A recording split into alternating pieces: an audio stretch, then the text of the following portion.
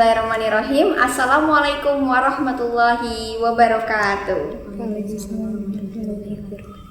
Innal hamdalillah nahmaduhu wa nasta'inuhu wa nastaghfiruhu wa na'udzubillahi min syururi anfusina wa min sayyiati a'malina amma ba'd. Rabbi shrah li sadri wa yassir li amri wahlul 'uqdatam min lisani yafqahu qawli. Alhamdulillahirabbil alamin. Pertama-tama marilah kita panjatkan puji serta syukur kita atas kehadirat Allah Subhanahu wa taala, karena atas berkat ridhonya, cintanya dan rezekinya kita masih bisa berkumpul atau berjumpa lagi di Besti Berkah Islam Damaikan Hati. Dan tak lupa juga kita selawat serta salam kepada junjungan kita Nabi Muhammad sallallahu alaihi wasallam. Halo besti-besti semuanya, apa kabar? Semoga besti-besti semuanya selalu dalam lindungan Allah Subhanahu wa taala dan diberi kesehatan. Berjumpa lagi dengan saya Fiara Rossi dan my bestie Cut Mutia. Nah, pada hari ini itu kita lagi ngabuburit gak sih Teh Cut? Betul banget, Tapi ngabuburitnya itu kita harus produktif gak sih? Harus banget. Nah, karena kan kita harus produktif, kita makanya harus tonton Besti gak sih? Karena sekarang kita talk show ya. Ya, sekarang buat para bestie dimanapun kalian berada, jadi tadi udah disampaikan ya Mak Vio, bahwasanya saat ini kita ada di talk show Besti. Nah, untuk talk show kali ini temanya juga gak kalah menarik dari yang sebelum-sebelumnya ya. Ya, betul banget. Yaitu tema kali ini adalah peran pemudi dalam dakwah dan ibadah. Wah, Masya Allah banget. Berarti kita harus cari tahu ya gimana cara berperan pemuda-pemudi itu dalam berdakwah. Ya, mungkin di sini kan karena para bestie dimanapun kalian berada, di sini kan memang tayangannya khusus akhwat ya. Jadi kita di sini memberikan kajian mengenai pemudi atau para akhwat, mengenai perannya dalam dunia dakwah dan ibadah ini sekeras apa dan berapa berjuangnya gitu ya. Berkaitan mengenai dakwah pemudi, otomatis kan kita harus datengin nih narasumbernya dulu nih ya, yang betul pas banget. gitu kan, yang memang berkecimpung di dunia dakwah dan memang segmentasinya untuk para pemudi atau kalau kita bilang para anak milenials gitu ya. Ya, betul banget Teh Cut. Sebelum kita ke materi, kita harus memperkenalkan dulu narasumber kita, ya nggak? Harus banget. Tak kenal maka tak Sayang, taruh. Teh Cut suka bercanda gitu ya. Ya, Nah, kita langsung saja ya sambut narasumber kita. Assalamualaikum teteh cantik. Waalaikumsalam warahmatullahi wabarakatuh. Langsung aja mungkin Teh Oke. Cut. Tapi aku notice nih sebentar ya, bahwasanya di sini kita ada dua narasumber kali ini, yaitu dari komunitas Pangaosans. Pengawasan. Ya kan? Komunitas Pangaosans ini adalah salah satu komunitas yang giat dalam berdakwah, ya kan? Apalagi sama uhti-uhti millennials ya, bisa dibilangnya. Nah, untuk lebih lanjutnya siapa dan ada apa aja di Pangaosans, kita langsung tanya aja ya. Ya. Oke, boleh langsung mungkin oleh Kak Vio. Dari yang sebelah kiri saya mungkin yang paling terdekat dan tercantik gitu ya di antara Masya kita Allah. gitu ya. Masya Allah. Siapa nih teteh ini tuh? Sobi-sobi nggak tuh? Besti-besti di rumah, besti-besti di Luar rumah sana. sana pasti pengen tahu gitu ya, pengen kenal lebih dalam. Assalamualaikum Besti, kenalin nama aku Melinda, bisa dipanggil Melin. Aku salah satu member dari Pangaosans. Aktivitasnya ngapain aja sih Teh? Kalau aktivitas aku jadi relawan di salah satu yayasan. Yayasan. Mungkin ke sebelahnya kali ya Di sekarang. sebelah aku nih yang nggak kalah Oke. cantik ya, Masya Allah. Boleh dong kenalin siapa namanya? Ya, kenalin, nama aku Wida Nurul. Sekarang sama dari Pangaosan juga. Sekarang kesibukannya sama juga ya sama teteh ini, jadi volunteer di salah satu yayasan, juga lagi lanjut kuliah. Masya Allah. Ini belum apa-apa udah bikin penasaran dan kayaknya ini menginspirasi sekali. Iya betul banget Teh Masya Allah. Cut. Oke, untuk yang selanjutnya nih ya, kan tadi udah di notice mungkin ya, Pangaosans gitu ya. Nah, ini siapa nih yang mau jelasin apa dan siapa sih Pangaosans ini gitu? Dan latar belakang Pangaosan itu bisa terbentuk gimana sih gitu? Aku kali ya. Boleh. Ya boleh banget loh. Jadi Teh. Pangaosan ini merupakan suatu komunitas dakwah yang bergerak di bidang sosial kemanusiaan gitu. Nah, awal mula kenapa bisa terbentuk Pangaosan itu sebetulnya dari lingkungan pertemanan aku yang terdekat, dimana kan aku sama teman-teman itu suka sharing-sharing, suka ngobrol-ngobrol mengenai Islam gitu ya, mengenai hikmah-hikmah dalam kehidupan kita sehari-hari. Nah, tapi kita ngobrolnya itu di tempat-tempat nongkrong anak muda. Jadi ibaratkan kajian mungkin bisa dibilang, tapi di tempat-tempat yang biasa anak muda suka nongkrong gitu. Apa tuh? Kayak tempat ngopi, kafe gitu, atau enggak tempat makan. Jadi biar lebih suasananya santai. Iya, jadi makanya namanya pengaosan gitu. sans itu dari santai. Iya betul. Jadi kan pengaosan itu dalam bahasa Sunda artinya pengajian kan ya. Iya. Pengajian santai lah kayak gitu. Jadi dakwahnya itu dikemas semilenial mungkin gitu, biar relate sama anak-anak muda di luar sana gitu. Masya Allah. Jadi pengaosan, jadi pengajian yang santai gitu ya, betul, kalau bahasa betul. Indonesianya itu. Wah, keren banget ya.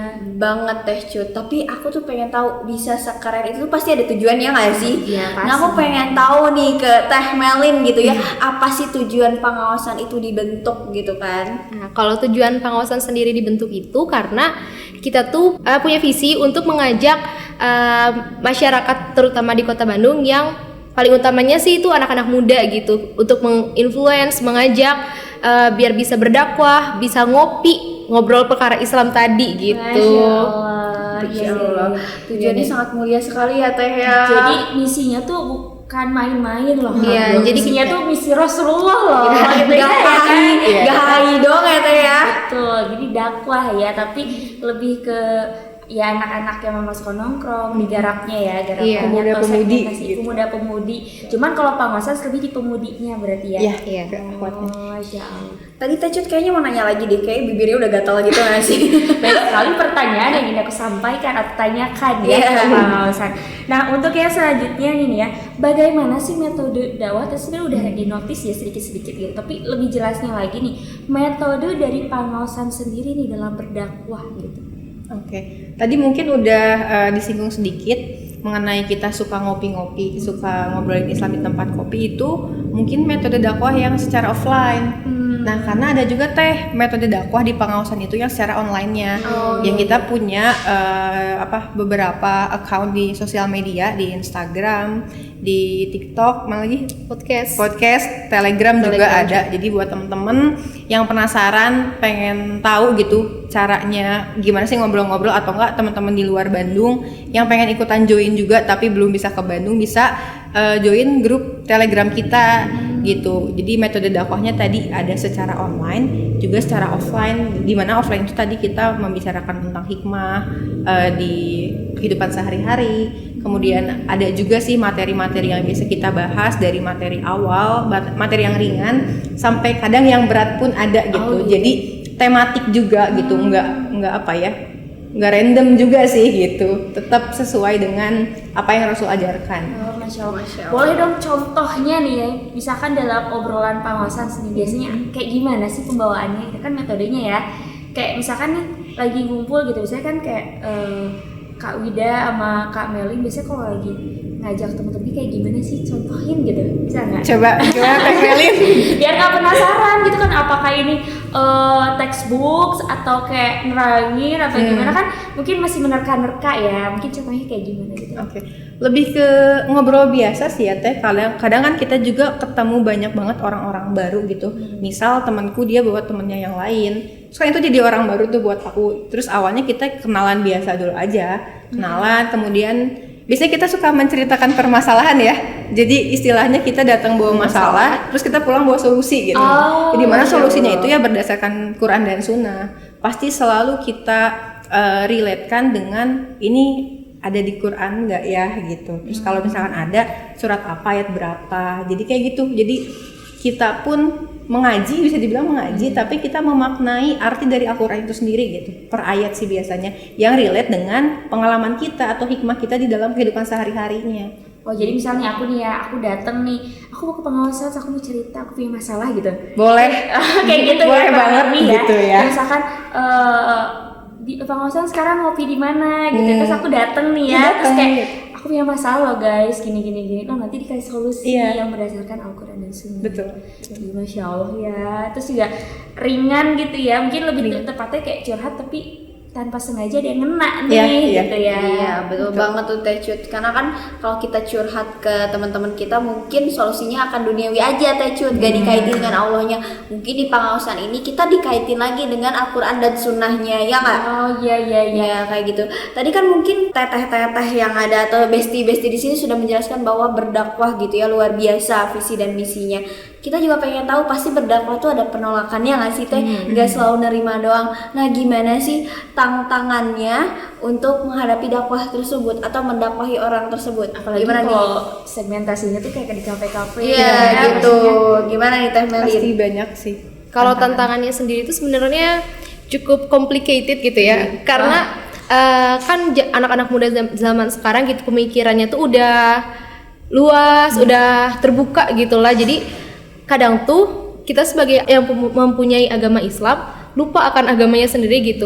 Jadi kayak asing sama agamanya sendiri. Jadi tantangannya sih di situ pada saat awal kita mau mengajak teman-teman yang kurang memahami Islam untuk lebih memahami Islam, karena kan di Islam itu kalau kita lihat di Al-Qur'an ya, Al-Qur'an itu menjelaskan tentang masa lalu, masa sekarang dan masa yang akan datang. Jadi Islam itu sendiri itu sebenarnya relate gitu sama apa yang kita terjadi di masa sekarang juga. Jadi awalnya kita coba ngajak ngobrol dulu nih sama teman-temannya, mau nggak ikut yuk kita ngobrol, insya Allah bermanfaat. Dan setiap detiknya kan kalau misalnya kita ngobrolin Allah pasti terhitung amal soleh ya Teh ya. Nah mau nggak kita kayak gitu, oh mau Teh boleh misalnya kayak gitu. Terus pas sudah oke, baru kita mau diskusin tempatnya di mana nih, misalnya di salah satu kafe yang cozy lah misalnya. Pas deh oke deal, baru kita ngobrol-ngobrol. Pertama sih kita biasa tadi kayak Teh Wida bilang, sharing hikmah dan lain-lain. Abis itu baru ada permasalahan apa gitu kan, bisa dari hikmah itu suka ada suatu permasalahan ya. Jadi ibaratnya teman-teman yang ngobrol datang bawa masalah, pulang bawa solusi gitu. Jadi yang solusinya juga yang berkaitan lagi sama Allahnya gitu. Ya, Gitu. Masya Allah. Jadi tantangannya sih di awal-awalnya itu, karena pemikiran anak-anak tuh rada susah untuk digarap karena mikirnya tuh Islam itu kuno, Islam Kaku itu gitu. kaku. Harus di masjid gitu Iya, ya. harus di masjid, gak boleh Kolot gitu iya. ya. Yang biasanya kalau dakwah pun harus di depan mimbar misalnya, kan sebenarnya Islam mah nggak kayak gitu ya. Iya. Gak mempersulit, mau beramal soleh kan gak menyusahkan, mau dimanapun juga bisa gitu. Wah, Masya Allah sekali ya Teh ya. Berarti tantangannya luar biasa ya. Kan Rasulullah pun ketika berdakwah pun tidak selalu menerima umatnya, apalagi waktu pas zaman-zaman Rasulullah berdakwah, bahkan ada penolakan, bahkan dilempari kotoran. Sungguh luar biasa gitu ya. Gimana nih Teh Wid terkait penolakan-penolakan tersebut? Tanggapan Teh Wida Atau gitu. mungkin ada pengalaman kayak Iya, pengalaman aku lagi gitu. berdakwah ditolak nih, jangan Teh Wida dan dekati aku.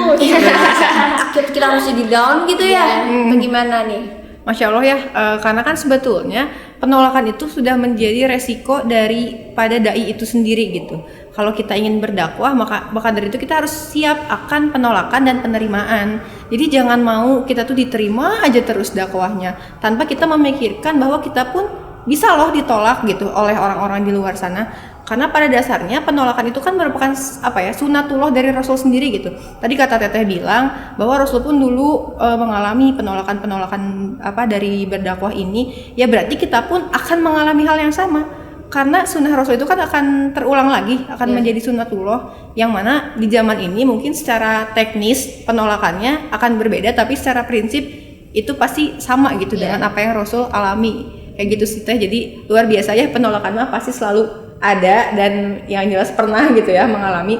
Tapi bagaimana kita menjadikan penolakan itu sebagai motivasi kita untuk bisa terus beramal soleh, untuk bisa terus semangat lah dalam menyampaikan kebenaran dan kebaikan gitu. Masya Allah. Jadi kalau misalkan ada ujian tuh jangan menghindar ya. Lebih tepatnya mendekatkan diri kepada Allahnya. Ya mungkin dari bekal kitanya juga ya, iman kita dan kayak tujuan kita untuk dakwahnya apa gitu. Kalau nggak ikhlas mah kayaknya Capek sih. Kalau bukan karena Allah mah pasti bakal capek. Kayak, Kalau bukan karena ini Allah pasti manusia batin banget nih. Gitu. Apalagi manusia kayak ini manusia udah diomongin Mas. Iya, pasti kayak gitu. Jadi Karena kan kita tidak perlu bisa mengontrol meluruskan hati niat. manusia ya Teh ya.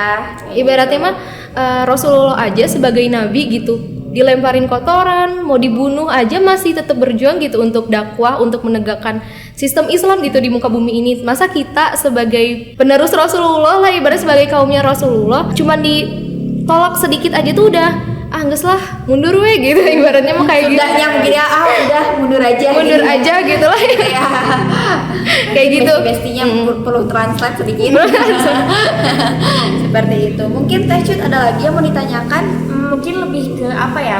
Mungkin di sini kan besti-besti banyak juga yang bergerak di dakwah atau mungkin ingin berusaha mengingatkan temannya atau masih ngerasa mungkin tadi ya takut akan penolakan, takut akan omongan orang, apa sih kamu sosokan nyeramahin gitu ya, mohon maaf. Ustazah ya, nih, kayak ustazah gitu. nih, terus Ukti nggak nih, asik, gitu. ukti nih, terus Banyak kayak gitu. Kalau nongkrong nggak asik, ngobrolnya udah kayak gitu. Nah, boleh dong kayak tips atau pesannya atau ya yang bisa memotivasi para besti di rumah agar yuk ini tuh tugas kita semua loh gitu kan, bukan hanya tugas aku, bukan hanya tugas besti, bukan hanya tugas pengawasan, tapi tugas umat muslim ya dimanapun berada. Jadi mungkin boleh dong motivasinya atau pesannya untuk para besti. Pesan-pesan untuk pejuang dakwah di luar sana, yang pertama kita perlu sadar dulu bahwa setiap diri kita merupakan influencer. Setiap diri kita merupakan dai gitu yang perlu menyebarluaskan kebenaran kepada orang-orang di luar sana gitu. Dengan cara mungkin yang harus pertama kita sadarkan dalam diri, kita perlu dulu nih mengenal diri kita sendiri gitu Teh Cut. Karena biasanya permasalahan anak muda yang relate gitu ya di luar sana tuh adalah quarter life crisis ya nggak sih? Iya. Itu yang lagi hype yang sering terjadi di pemuda-pemudi gitu ya, dimana orang-orang itu nggak tahu tujuan hidupnya, krisis jati diri dan lain sebagainya. Nah, berawal dari situ kita bisa tuh menimbulkan kesadaran akan pentingnya kita mengenal diri agar kita bisa mengenal Islamnya itu seperti apa. Jadi kita nggak cuma tahu agama kita Islam ya udah gitu, tapi kita bisa tahu oh Islam tuh ternyata nggak seremeh-temeh ini ya. Banyak loh yang perlu kita pelajari dalam Islam. Maka dari itu setelah kita mengenal Islamnya, kita pun akan lebih jelas lagi untuk bisa berperan dalam Islamnya itu seperti apa. Gitu. Jadi dipertegas lagi mungkin tujuan dakwahnya itu untuk apa, niatnya untuk apa. Yang jelas ketika kita meniatkan itu untuk Allah, insya Allah akan ternilai amal soleh dan ya orang-orang pun akan lebih mudah untuk menerima.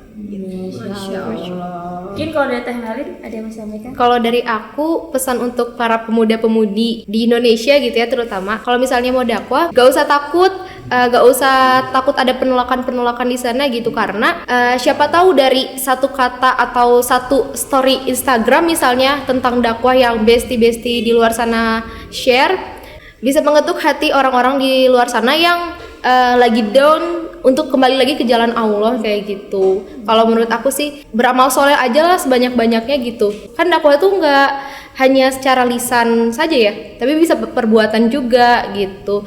Jadi apapun perbuatannya yang mengaitkan diri untuk mencari ridha Allah, terusin aja gitu. Jangan sampai jangan takut ada penolakan gitu Karena sih. di belakang itu ada Allah yang Iya. Jadi Teh Melin tuh dengan penuh rasa ya, jadi kayak gemeter gitu ya ngejelasinnya. Masya Allah, Teh Iya. Cut. Soalnya mau dibawa kemana diri kita gitu, yang cuman sebentar lagi mungkin ya, nggak tahu umur kita bakal sampai kapan, tubuh kita yang penuh luka ini gitu. Mau dibawa kemana? Mau dibawa ke tempat yang gelap atau tempat yang terang gitu. Tinggal itu sih pilihannya gitu. Iya.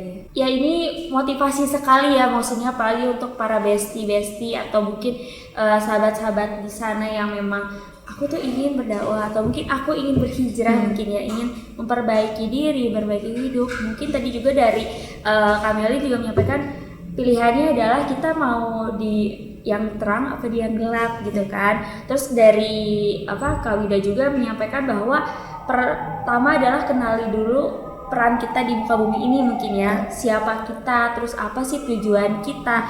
Lebih banyak muhasabah mungkin ya. Terus juga di saat kita mendapatkan penolakan dalam berdakwah, tentunya itu pasti ada, tapi lebih ke sebagaimana kita menguatkan diri kita, iman kita, terus juga ingat juga terhadap perjuangan-perjuangan para nabi kita, terutama Nabi Muhammad SAW ya. yang memang luar biasa dalam berdakwahnya gitu. Wah, Jadi Masya kurang Allah. lebih kayak gitu Ya, ya. Masya Allah banget ya Teh Cut ya. Berarti buat teman-teman nih yang butuh teman hijrah bisa banget join di pengawasan. Karena kan pengawasan itu lebih tepatnya kita komunikasi dua arah ya Teh ya. Curhat gitu. Kadang kalau misalkan kita curhat tuh bingung mau ke siapa. Tapi istilahnya gini, aku pernah dengar salah satu quotes bahwa terkadang kata itu tidak bisa mengungkapkan rasa, tapi insya Allah Al-Quran selalu mewakili rasa. Cakep gak tuh? Cakep Itu banget. quotesnya sebenarnya buatan aku loh, tadi mikir dulu gitu ya. Nah kayak gitu. Bye Fiore, Besti Fiore. Ya Besti Fiore gitu ya. Mungkin bentar lagi mau buka puasa nggak sih? Iya, Jadi- karena para besti pun di sini kan sambil ngabuburit Iya, ya. betul Gitu. banget. Selain tadi kita sudah menggambarkan bahwa lu di sini kalau berdakwah nggak sendiri, ada pengawasan, ada besti. Iya, benar Tapi banget. kita juga buka puasa jangan sendiri, Iya. ada temennya loh. Iya, betul Nah, apa banget. temennya? Yaitu ada dari susu kurma Mood Drinks. Nah, buat para besti dimanapun kalian berada, kan buka puasa jangan sendiri ya, Iya. kan butuh yang manis-manis ya kan. Sebelum punya ayam, punya ini dulu aja. Ayam atau Ya, jadi Tauhid, Teh Melin, jadi di sini ada susu kurma. Ini apa ya? Homemade banget gitu, homemade, dan memang ini bisa PO dari Mood Drinks. Aduh, gak sabar Gak nih, sabar kayaknya ya, pengen bentar buka lagi nih. Aja Bentar lagi. udah seret gitu. Bisa nggak dibuka sih? kali ya kita dengan Boleh kesegaran nih, ya. kesegaran. Ya, jadi buat teman-teman bisa langsung aja nih menemani buka kalian bersama Mood Drinks. Insya Allah bikin mood kalian semakin baik dan semakin nice to meet you gitu. Nice to meet you tuh Teh. Semakin semangat lagi ya puasanya kan, kadang puasa tuh kayak lemes lesu gitu ya. Kayak Apalagi gitu. ini kan susu dan juga kurma ya dicampur menjadi satu gitu. Pokoknya Iya. pakai komplit deh gitu. Mungkin Teh Cut kayaknya kita nanti gak akan selesai nih. Oh iya, ya nanti kehabisan ya soalnya udah notis dari Iya, tadi. Udah ngedadahin. buka puasa nih. Kasihan nih Teh Melin sama Teh Wida pengen buka puasa, aku pun juga sama. Nah, tadi kan diawali dengan doa ya. Kita tutup juga dengan doa Teh Cut, dengan doa kafaratul majelis. Subhanakallahumma wa bihamdika asyhadu an la ilaha illa anta astaghfiruka wa atubu ilaik. Buat teman-teman semuanya, mohon maaf apabila ada kata-kata kami yang kurang berkenan di hati teman-teman atau besti-besti semuanya, karena kesalahan itu pure datangnya dari kami dan pemahaman teman-teman semuanya itu pure datangnya dari Allah. Saya Fiore Rossi Saya Cik Mutia. dan Wida. Dan Melin. pamit undur diri. Wassalamualaikum warahmatullahi wabarakatuh. Dadah.